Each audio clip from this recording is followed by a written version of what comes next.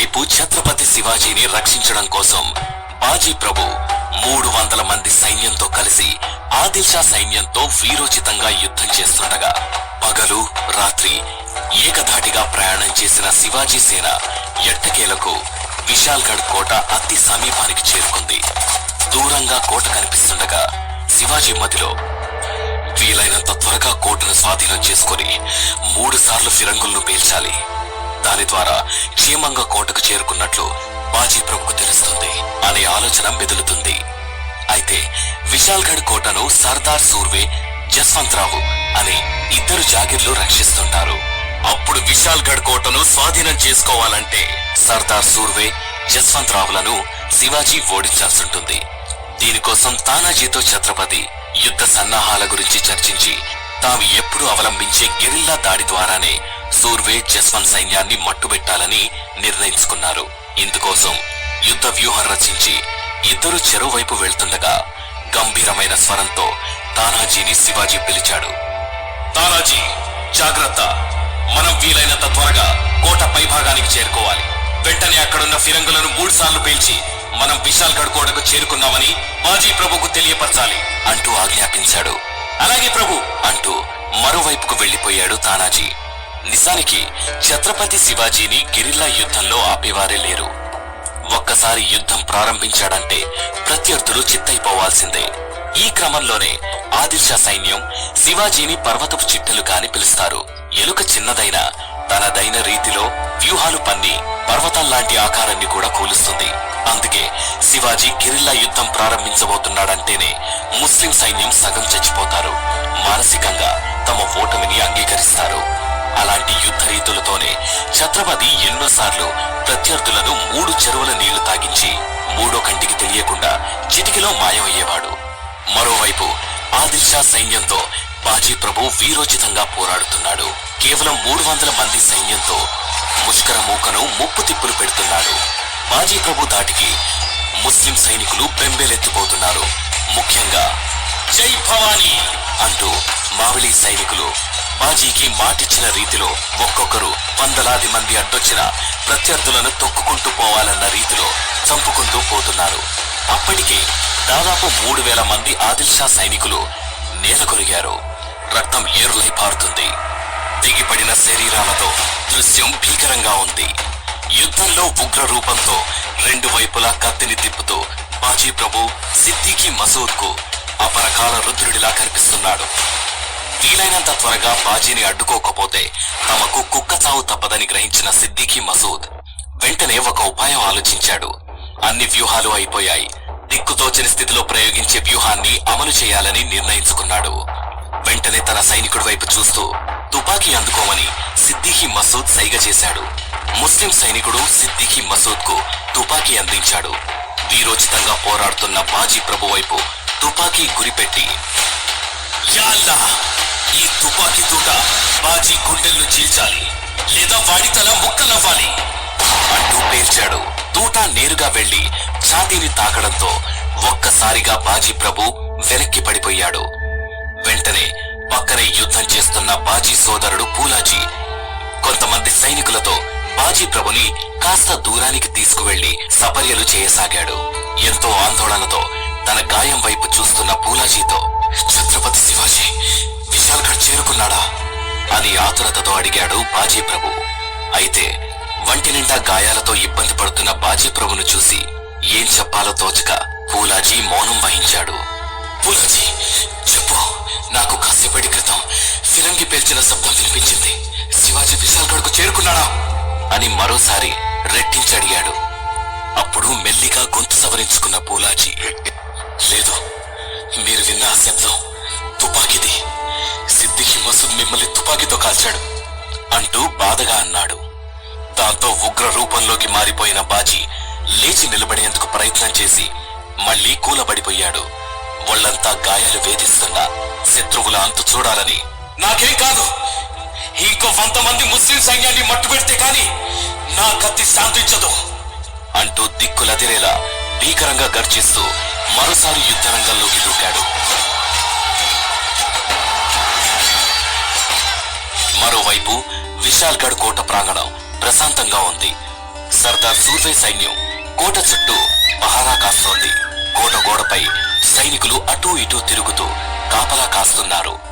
చెట్లచాటుగా వారిని గమనిస్తూ దాడి చేసే అదును కోసం వేచి చూస్తున్నాడు శివాజీ. ఈ క్రమంలోనే ఒక్కసారిగా ఉప్పెన మీద విరుచుకుపడినట్లు శివాజీ, తానాజీ సైన్యం సర్దార్ సూర్వే సైన్యంపై దాడి చేసింది. మహావీరులైన శివాజీ సైన్యాన్ని చూసి సర్దార్ సూర్వే సైన్యం దత్తరిల్లిపోయింది. చాలా మంది బతుకు జీవిడా అనుకుంటూ చేతులెత్తేసి లొంగిపోయారు. కొంతమంది మాత్రం సామును కొని తెచ్చుకుంటూ ముందుకు కదిలారు. వీళ్లను ఏరిపారేయడానికి శివాజీ అతని సైన్యానికి ఎంతోసేపు పట్టలేదు. ముఖ్యంగా ఛత్రపతి తన కత్తిని అన్ని వైపులా తిప్పుతూ శత్రుమూకలను కకావికలం చేశాడు. దాంతో సైనికుల శరీర భాగాలు చెల్లాచెదురయ్యాయి. ఆ కోటకు జాగీర్లుగా ఉన్న సర్దార్ సూర్వే, జస్వంతరావులు శివాజీ దగ్గర లొంగిపోయారు.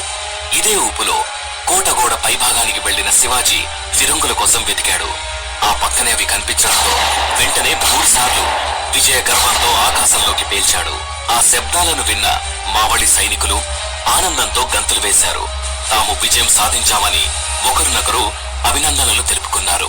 మరోవైపు ఘోడ్ఖిండ్లో ఫిరంగి శబ్దాలను విన్న బాజీ ప్రభు సంతృప్తిగా తల ఎగరేశాడు. పక్కనే ఉన్న మావళి సైనికులతో, మనం విజయం సాధించాం, శివాజీ మహారాజ్ విశాల్గఢ్ కోటను జయించారు, ఇక మనకి తిరుగులేదు అంటూ ఆనందంతో పెద్దగా అరుస్తూ నేల కొరిగాడు బాజీ ప్రభు. ఇలా బాజీ ప్రభు కింద పడగానే శత్రు సైనికులు అతనిపై దాడికి దూకారు. మరోవైపు బాజీ నేల కొరిగాడనే ఉత్సాహంతో ఆదిల్ షా సైన్యం మిగతా మావలి సైనికులను అంతమొందించింది. ఇక విశాల్గఢ్ కోటను స్వాధీనం చేసుకున్నాననే ఉత్సాహం కంటే బాజీ ప్రభు ఎలా ఉన్నాడు అనే విషయంపై శివాజీ మదన పడుతున్నాడు. దిగులుగా విశాల్గఢ్ కోట నుండి కిందకు చూస్తున్నాడు. కోట దగ్గరకు కొంతమంది రావడం చూసి వారిని పైకి పంపాలని ఆజ్ఞాపించాడు. వాళ్ళు శివాజీ దగ్గరకు చేరుకొని, మహారాజ్, బాజీ ప్రభు వీరమరణం పొందాడు, మన సైనికులు కూడా అందరూ అసువులు బాశారు అని చెబుతారు. ఛత్రపతికి దుఃఖం తన్నుకొస్తోంది. కళ్లలో నుండి నీళ్లు కారుతున్నాయి. స్వరాజ్య స్థాపనలో ఇంకా ఎంతమంది వీరులను కోల్పోవాలి? హే భవానీ, హిందూ రాజ్య విస్తరణకు ఇంకా ఎంతమంది సమిధలవ్వాలి అంటూ బాజీని తలుచుకొని ఏడవసాగాడు. పక్కనే ఉన్న తానాజీ, ఊరుకోండి ప్రభు, మిమ్మల్ని విశాల్గఢ్ కోటకు పంపాలని బాజీ కోరిక నెరవేరింది. బాజీతో పాటు ఎంతో మంది మావడి సైనికులను చంపిన ఆదిల్ షా సైన్యాన్ని మట్టుబెట్టాల్సిన సమయం వచ్చింది. హిందూ రాజ్య స్థాపనలో సమిధులుగా మారిన ఎంతో మంది యుద్ధ వీరుల రుణం తీసుకునే సమయం వచ్చింది అంటూ ఓదార్చాడు. అప్పటికే వాతావరణం గంభీరంగా మారిపోయింది. ఉరుములు మెరుపులతో ఒక్కసారి జడివాన మొదలైంది. మరోవైపు ఘోడ్ఖిండ్లో సైనికుల రక్తంతో సెలయేళ్లు పారసాగాయి. విశాల్గఢ్ కోటను ఆక్రమించాక బందీలుగా ఉన్న సూర్వే, జస్వంతరావులను కోట నుంచి శివాజీ బహిష్కరించాడు. అనంతరం తల్లి జిజియాబాయిని కలిసేందుకు రాజ్గఢ్ కు బయలుదేరాడు. దాదాపు సంవత్సరం తర్వాత తల్లిని కలవడం ఇదే తొలిసారి. శివాజీని చూడగానే జిజియాబాయి ప్రేమగా దగ్గరికి తీసుకుంది. మరోవైపు తన తండ్రైన శివాజీని చూడ్డానికి సంభాజీ మహారాజ్ కొత్త దుస్తులు వేసుకుని వచ్చాడు. కాసేపటికే సేనాపతి నేతాజీ పాలేకర్, సర్దార్ కన్హోజీ జాదేలను కలిసి ఘోడ్ఖిండ్లో తన అనుభవాలను శివాజీ పంచుకున్నాడు. కేవలం 300 మంది సైన్యంతో బాజీ ప్రభు ఆదిల్ షా సేనను ధీటుగా ఎదుర్కొన్నాడు. అతని లాంటి వీరుణ్ణి నేనెప్పుడు చూడలేదు. ఒక్క బాజీ చాలు వేల మంది సైన్యాన్ని పట్టుబెట్టడానికి. ఆ వీరుడి ప్రాణత్యాగం ఫలితంగానే నేను విశాల్గఢ్ కు చేరుకోగలిగా అంటూ శివాజీ ఉద్వేగంగా అన్నాడు. శివాజీ మాటలకు కాన్హోజీ జాదే, నేతాజీ పాలేకర్ ఛాతీలు గర్వంతో ఉప్పొంగిపోయాయి. ఇలాంటి మహావీరుల వల్లే స్వరాజ్యం సిద్ధిస్తుందని అందరిలో ధైర్యం నింపుతారు. మరోవైపు బాజీ ప్రభు వీరమరణానికి గుర్తుగా ఘోడ్ఖిండ్ను పవన్ ఖిండ్గా మార్చాడు ఛత్రపతి. బాజీ కుమారునికి మరాఠా సైన్యంలో మంచి పదవినిచ్చి సత్కరించాడు.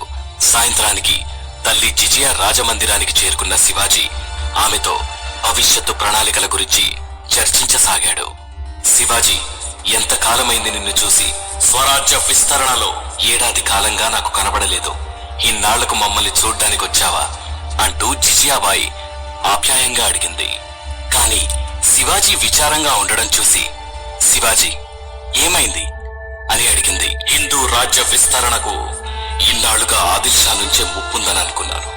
ఇప్పుడు అగ్నికి వాయువు జతైనట్లు మొఘలైలు కూడా తోడయ్యారు. మన రాజ్యాన్ని ఆక్రమించడం కోసం మొఘల్ చక్రవర్తి ఔరంగజేబు తన మావయ్య షాయిస్తా ఖాన్ ను పంపుతున్నాడు. త్వరలోని వారు మనపై దాడికి దిగొచ్చు అంటూ కాస్త ఆందోళనగా శివాజీ సమాధానమిచ్చాడు. స్వరాజ్య స్వప్న సాకార దిశలో ఆ తుల్జా భవాని దేవి ఆశీస్సులు నీకు ఎల్లవేళలా ఉంటాయి. నీ వ్యూహాలకు మరింత పదును పెట్టు.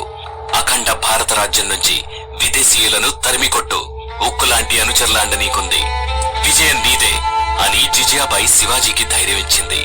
ఇంతలోనే ఒక సైనికుడు ఒక ఉత్తరాన్ని తీసుకొచ్చి శివాజీకి అందించాడు. వెంటనే ఆ లేఖను తన చేతిలోకి తీసుకున్న శివాజీ అందులోని సమాచారాన్ని చదివి ఆనందభరితుడయ్యాడు. పక్క నుంచి ఇదంతా చూస్తున్న జిజియాబాయికి ఏం అర్థం కావడం లేదు. మాత, మీకు శుభవార్త, మా తండ్రి షాహాజీ విచ్చేస్తున్నారు అంటూ లేఖను చదివిన అనంతరం తల్లివైపు చూస్తూ శివాజీ చెప్పాడు. దీంతో జిజియాబాయి ఆనందానికి హద్దే లేకుండా పోయింది. ఎంత చల్లని మాట విన్నాను.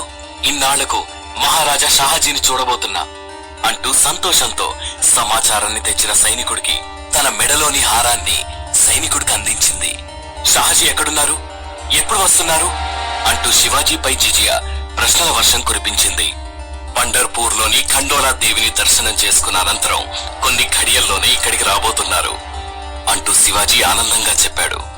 అయితే ఆ మాట వినడంతోనే జిజియా సుదీర్ఘ ఆలోచనలో పడింది. తన మనసు పరిపరి విధాలా ఆలోచించసాగింది. అయితే తల్లి మనసును అర్థం చేసుకున్న శివాజీ దృఢంగా చూస్తూ, మాత, మహారాజా షాహాజీ పూణే వద్దకు వెళ్తుండడం, అక్కడే షాయిస్తా ఖాన్ ఉండడం గురించేగా మీరు ఆలోచిస్తున్నారు. మహారాజా సమాచారం షాయిస్తాకు తెలిసినా ఏం నష్టం లేదు. అరివీర భయంకరులైన మహారాజ్ షాహాజీ గురించి నేను కొత్తగా చెప్పేదేముంది. షాయిస్తా ఖాన్ కు మా తండ్రి మీద దాడి చేసేంత ధైర్యం లేదు. త్వరలోనే మహారాజా వారు క్షేమంగా తిరిగొస్తారు. నాది పూచి అంటూ భరోసా ఇచ్చాడు. మహారాజా వారి రాక సందర్భంగా రాజమందిరాన్ని చక్కగా అలంకరించాలని భటులను ఆదేశిస్తాడు శివాజీ. ఆ మరుసటి రోజు రాజ్గఢ్ వద్ద పండగ వాతావరణం నెలకొంది. రాజభవనమంతా చక్కని పూలతో, సుందరమైన నిర్మాణాలతో అలంకరించారు. భవనమంతా చక్కని సువాసనతో, రంగవళ్ళులతో ఎంతో సర్వాంగ సుందరంగా దగ్గరుండి జిజియా తీర్చిదిద్దింది. ఆ రోజు ఎంత పనున్నప్పటికీ ఆమె మోముపై చక్కని చిరునవ్వు చెదరడం లేదు. ఎంతో ఉత్సాహంగా దగ్గరుండి అన్ని పనులను చేయిస్తోంది. దాదాపు 20 ఏళ్ల తర్వాత మహారాజ్ షాహాజీ వస్తుండడంతో జిజియాతో పాటు శివాజీ ఎంతో ఉద్విగ్నంగా ఎదురుచూస్తున్నారు. మిగతా వారందరూ ఈ కలయిక కోసం ఆతృతగా చూస్తున్నారు. ఖండేలా దేవి దర్శనం అయిన తర్వాత నేరుగా 1000 మంది సైనికులతో కలిసి రాజ్గఢ్ చేరుకున్నారు షాహాజీ. ఆయనకు ఘన స్వాగతం లభించింది. ఆయన్ను చూసేందుకు శివాజీ రాజా తన పరివారంతో కలిసి రాజ్గఢ్ చేరుకున్నారు. శివాజీని చూసి షాహాజీ చాలా ఆనందించాడు. మేము స్వరాజ్య స్థాపనకై ముందుకు వెళ్తున్న కొద్దీ మాకు సుల్తానుల నుంచి తీవ్రమైన బెదిరింపులొచ్చాయి. ఆదిల్ షా మమ్మల్ని ఖైదు చేశారు. నీ స్వరాజ్య స్థాపన కోసం నేను అన్ని వేళలా సిద్ధం. నా నుంచి ఎలాంటి సహాయమైనా అందుతుంది అంటూ షాహాజీ సంతోషంగా అన్నాడు. తర్వాతి రోజు షాహాజీ రాజా, శివాజీ కుమారుడు శంభాజీ వేటకు వెళ్లారు. పక్కనే ఉన్న గ్రామానికి వెళ్లిన వీరంతా అక్కడే ఉన్న అడవి పందులు, క్రూర మృగాలను వేటాడాలని చూశారు. షాహాజీ తన వెంట పరిసెలను తెచ్చుకున్నాడు. అందులో కొన్ని శివాజీకిచ్చాడు. ఒక రథంపై షాహాజీ, మరో రథంపై శివాజీ, శంభాజీ వేటకు వెళ్లారు. అయితే శివాజీ చాలా వేగంగా పరిసెలు విసరడంతో అడవి పందులు ఒక్కొక్కటిగా నేలకొరిగాయి. కనుచూపు మేరలోని పొదల్లో మరీ జంతువులు కనిపించకపోవడంతో శివాజీ నెమ్మదిగా రథం దిగి ఇతర జంతువులను పరిశీలించడానికి కొంత దూరం వెళ్లాడు.